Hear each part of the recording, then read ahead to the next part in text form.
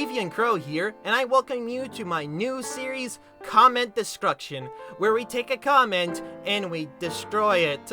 First comment that I'm going to rebuttal is a comment from my All Buildings Matter video. The comment starts off with, "Funny how you're saying all buildings matter when your people, the left, and Black Lives Matter are burning down buildings every time they go peaceful protesting." The thing about this claim is that it's wrong. Most of the time, 93% of the time, Black Lives Matter protests are peaceful. But this isn't the comment that we're looking at today.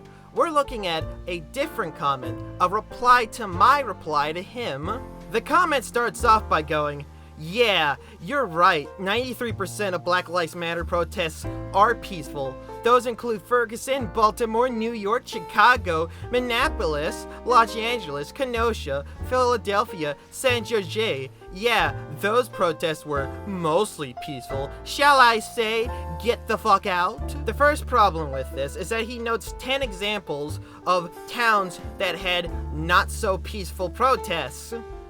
10. Just 10. And if we're generous, we can say that's about maybe there's about 17 protests that counts for these examples? I don't know. So right off the bat, trying to show 10 examples of not so peaceful protests without any backing, by the way, he does not give any backings to this, is kinda stupid because there was obviously a lot more than just 10 to 17 protests.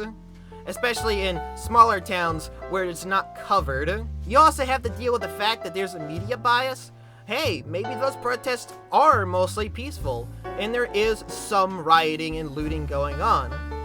Is the news gonna cover the positive protest, the peaceful protest? No, they're not. Because that's not entertaining, that's not interesting, and that doesn't strike up controversy. And 17 possible protests are not a good example. The Armed Conflict Location and Event Data Project analyzed more than 7,750 Black Lives Matter demonstrations in all 50 states and Washington, D.C. that took place in the week of George Floyd's death between May 26th and August 22nd.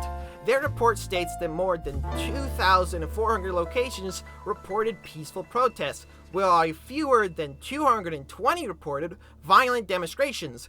The author defines violent demonstrations as the following. Violent demonstrations include acts of targeting other individuals, property, businesses, or other rioting group or armed actors.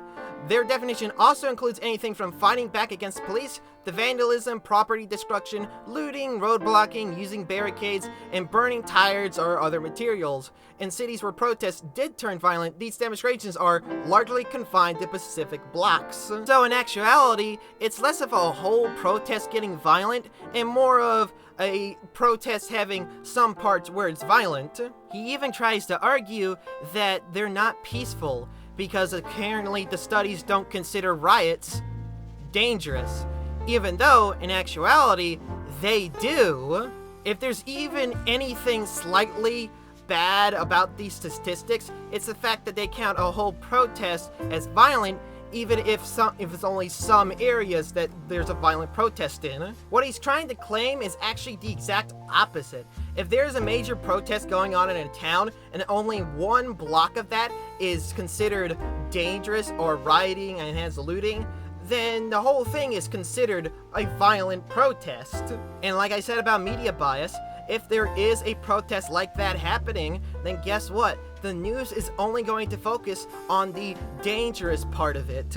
He also wants me to talk about all the Black Lives Matter protesters that kill people. And let's be fair, if there are Black Lives Matter protesters actually killing people, then yeah, that's a problem. That's not how you protest brutality against people of color.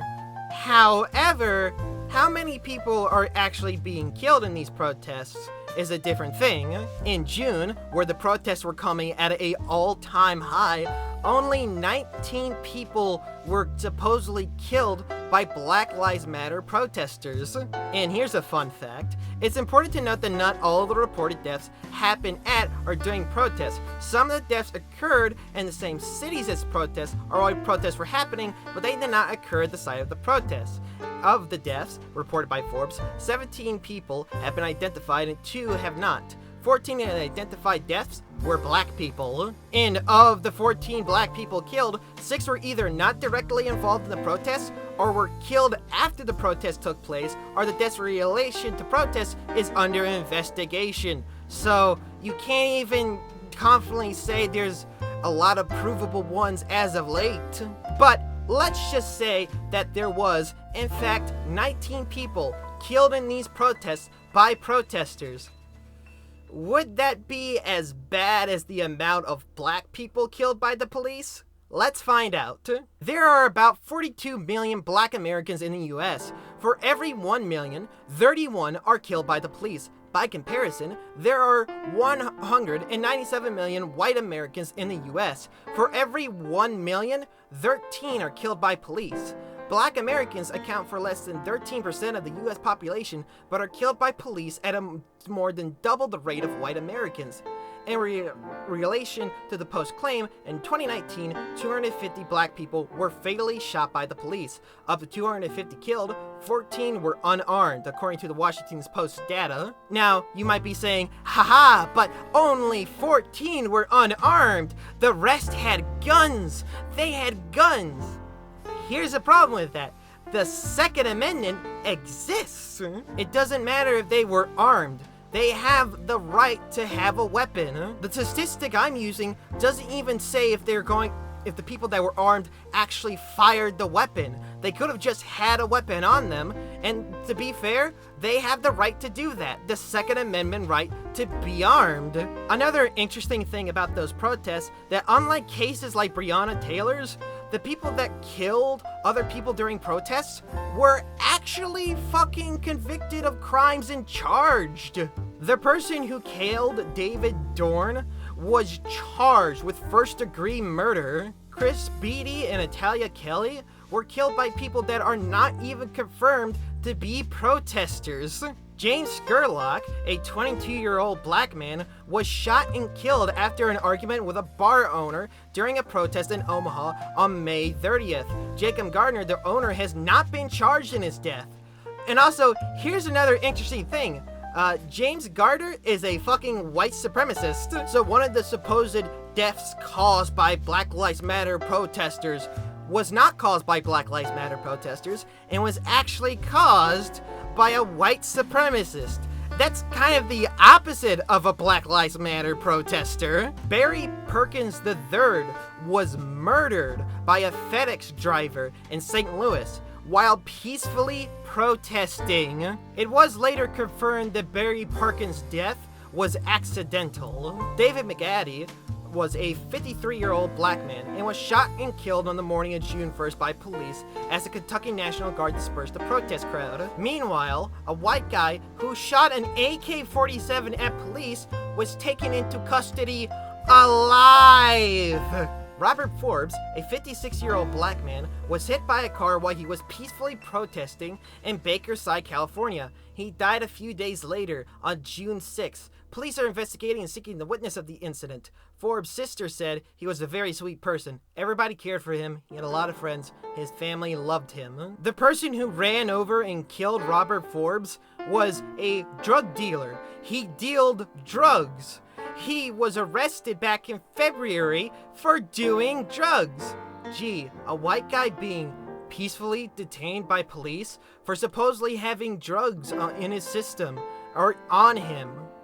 Well, that does sound kind of familiar. It's almost as if white people are let off for things black people are killed for. Marvin Francis, a 50-year-old black man, was shot and killed on May 31st, a few blocks away from a protest in Kansas City, when 3 men tried to steal his Jeep. Police initially said it was unclear if the death was related to protests, but a news report in Missouri's governor said Francis was picking up his son from a protest. As of recently, his killers have not been identified. Marquez Toussaint, a 23-year-old black man, was found dead from a gunshot wound on June 1st in Davenport following a night of protests. It is unknown whether Torrin has attended protests. Police were involved in the incident. Underwood, a 53-year-old black man, was shot and killed on May 30th while working as a contract security guard in Oakland. This sounds like it's going to end up being where a Black Lives Matter protester killed a security guard, but that's not the case. The murderer, Stephen Carello, has been arrested and charged with first-degree murder, and authorities says he has ties to a far-right anti-government movement. So that's the exact opposite of a Black Lives Matter protester. Calvin Horton Jr., a 43-year-old black man, was fatally shot out of a Minneapolis May 7th. The owner of the shop has been arrested, and police are investigating whether the incident was related to protests since the shop was damaged that night. Dorian Murrell, an 18-year-old black man, was fatally shot on May 31st following a night of protest in Indianapolis. Tyler Newby, a white guy, has been arrested and charged with his murder. John Tiggs was a 32-year-old black man who was shot and killed on May 31st at a Metro PCS during lootings in Chicago. His family said he was at the store to pay his bill. 2 people were taken into custody and released without charges. His aunt said, "John had a big heart. He was there for us, and his death has taken so much from us." Jarver Harrell, a 21-year-old black man, was shot randomly on May 29th, and while he was sitting in his car, as the Detroit protests happened nearby. His family said he was not protesting. The suspect has not been identified. George Gormez, 25, was shot and killed by police on June 1st. Supposedly he raised his gun at police, but there's no evidence of this because of the body cams the cops had. Oh wait, my bad. They didn't have body cams. They were trainees that were not given body cams. Jose Gutierrez, sorry if I pronounced that name wrong, was shot and killed on June 1st during a night of protest and looting. Not that he committed, he was a bystander, and the killer, Zion Haygood, has been charged with first-degree murder. And the last one that was killed in protest as of late was Garces, 27, who was also shot in Sierra, Illinois on June 1st near a grocery store. The town placed blame on outsiders. In a shocking twist of events, there's only one person here that was killed by any form of Black Lives Matter protester, rioter, or looter, and that was Gutierrez. You also mentioned a woman was killed, and I'm going to back up this fact. This story is 100% true. Well, supposedly. I did find the story, and to be fair, it looks somewhat accurate. There was also video proof of this event happening, so I'm going to believe this story happened, even though there's a few missing holes in it, because it does come up with a lot of information that seems accurate. But yet again, not to diminish this death is completely tragic, and hearing the story, it's just, supposedly they were racist pieces of shit, but aside from that, the 3-year-old is now motherless, and racist piece of shit or not, that's fucked up. But even aside from that, there's only 2 so far.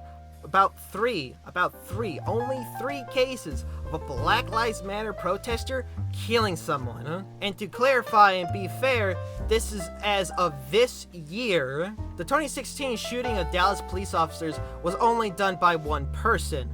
That person had 2 exhibiting factors that kind of beat the whole point of him being a Black Lives Matter protester.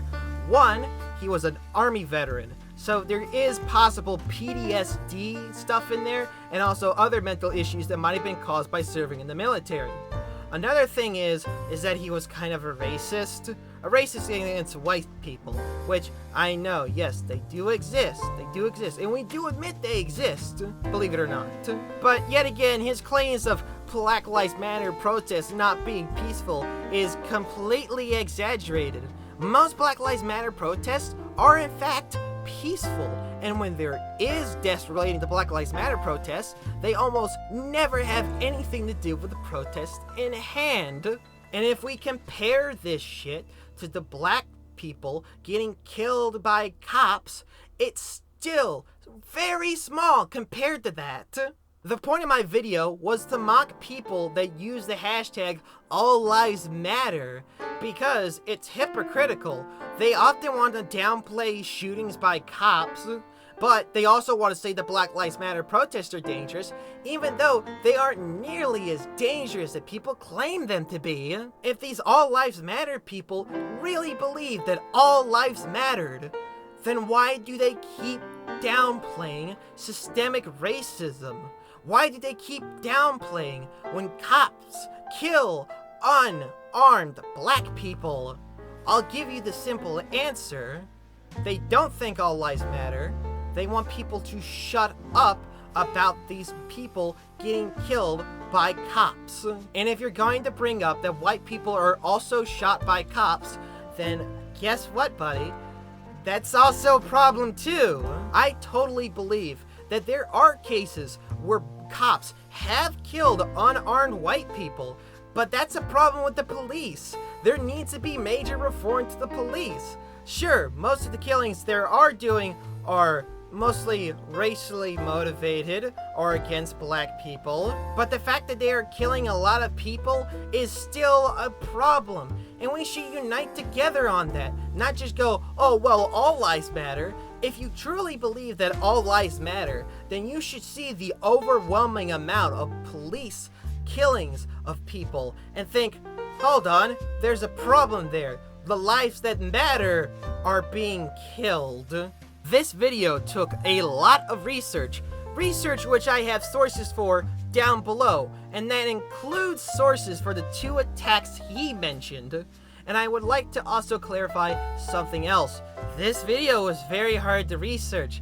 It was emotionally taxing and also pretty stress-inducing because I didn't want to end up because I was constantly fearing that I would look up some of these cases and I'd find a pic of a dead body or something, which I hate finding that kind of shit. But hey, I'm very glad I found this comment because it makes my support of Black Lives Matter amplified, because not only is it more peaceful than I once knew, but the deaths caused by police are becoming more and more concerning when you research and you hear about these families that now don't have someone that's coming home.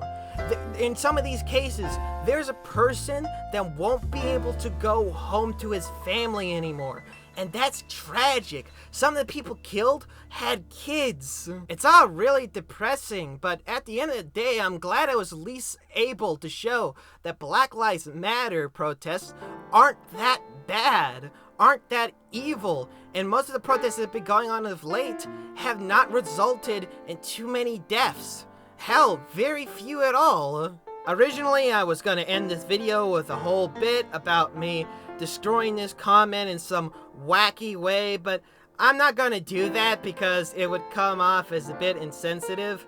I'm also not gonna advertise or have little adverts of my own in the middle of the video, but you already probably know that. Next time, I want to focus on a comment that's a lot more fun and also, you know, a lot more stupid, because, you know, this one was really, really emotionally taxing. Hello everyone, if you liked my video, please like and subscribe. Also, comment down below if you have any opinions on it, whether they be positive or negative. I really want to hear what you think. Please check out my social medias down below, and also check out my Discord, where you can talk to me and other people that like my content. If you want to know who did the art for my OCs in my videos and in the title card, please check that down below. And also, don't forget to love yourself.